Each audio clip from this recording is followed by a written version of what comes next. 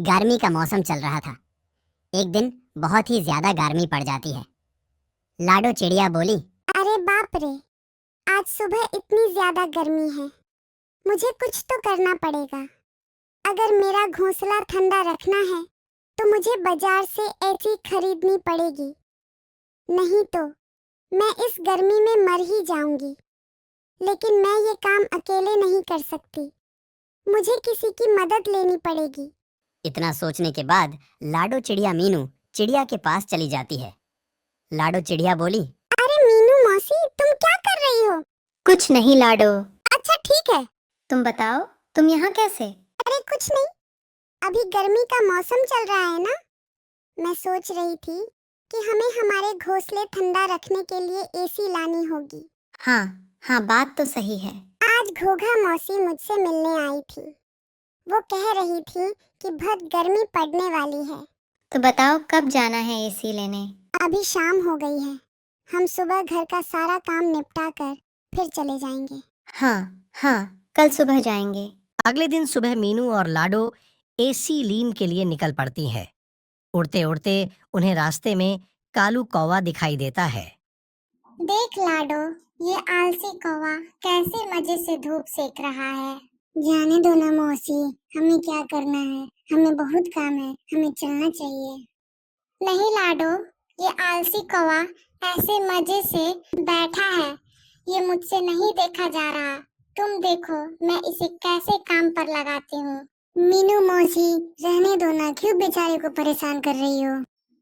बेचारा और ये एक नंबर का आलसी और कामचोर है। इतना बोलकर मीनू कालू कौवे के पास चली जाती है। अरे कालू कौवे, तुझे कुछ शर्म वरम है कि नहीं? ऐसे दिन भर बिना काम के कैसे बैठ सकते हो? तुम्हारे हाथ पांव दर्द नहीं करते? कालू कौवे मीनू मौसी की बात को सुनकर अनसुना कर देता है। अरे तो चुप क्यों है? कुछ तो बोल, क्या आलस की वजह से तुझे सुनाई नहीं दे रहा है?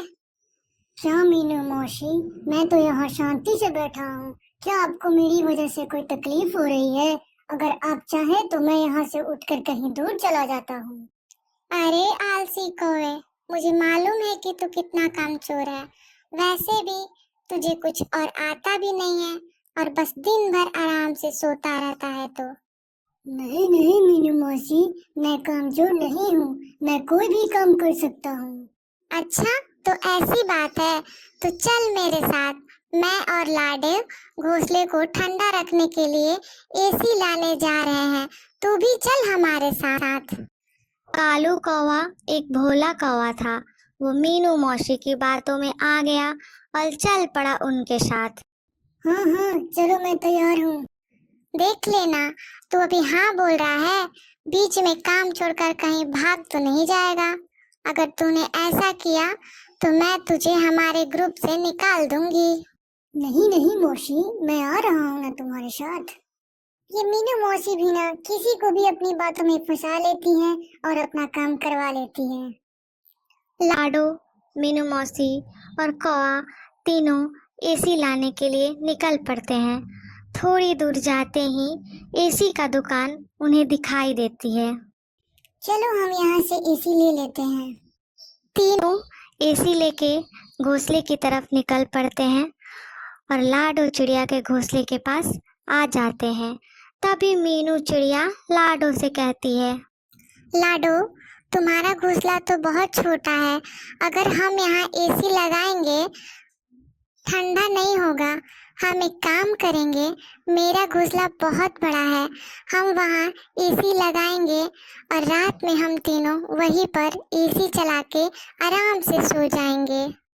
आप सही कह रही हैं मीनू मौसी, हम वैसा ही करेंगे। कालू भैया चलिए, हम मीनू मौसी के घोंसले की तरफ चलते हैं। कालू लाडो की हाँ में हाँ मिलाकर पीछे पीछे चल पड़ता है। तीनों मिलकर एसी मौसी के घोंसले में लगा देते हैं। रात को तीनों मिलकर मौसी के घर एसी लगाते हैं और आराम से सो जाते हैं।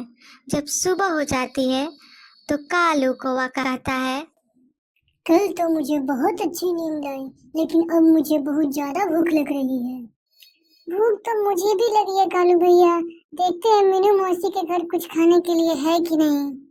अरे मीनू मौसी, हमें बहुत भूख लगी है, आपके पास कुछ खाने को है? हाँ हाँ, मेरे पास थोड़ा अनाज बचा है। दोनों थोड़ा थोड़ा करके अनाज खा लेते हैं।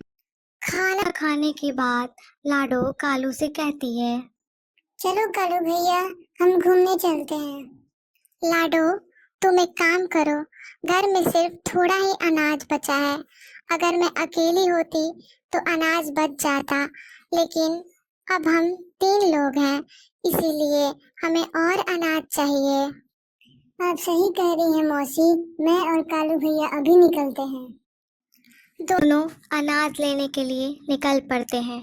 उधर लाडो और कालू मेहनत कर रहे थे और इधर मतलबी मीनू मौसी मजे से अपने घोंसले में सो रही होती है। ये गर्मी कितनी अच्छी होती है। ये दोनों अनाज लेकर वापस आए, तब तक मुझे घर का दरवाजा अंदर से बंद कर लेना चाहिए। मैंने उन दोनों से झूठ कहा है कि अनाज खत्म हुआ है, लेकिन ऐसा नहीं है। मैंने बहुत सा अनाज पहले से ही जमा करके रखा हुआ है। मेरी पूरी गर्मी ऐसे ही मस्त से एसी में हवा खा के निकल जाएगी। इधर लाडो और कालू अनाज ढूंढते ढूंढते बहुत दूर तक आ जाते हैं और उन्हें वापस आते आते रात हो जाती है।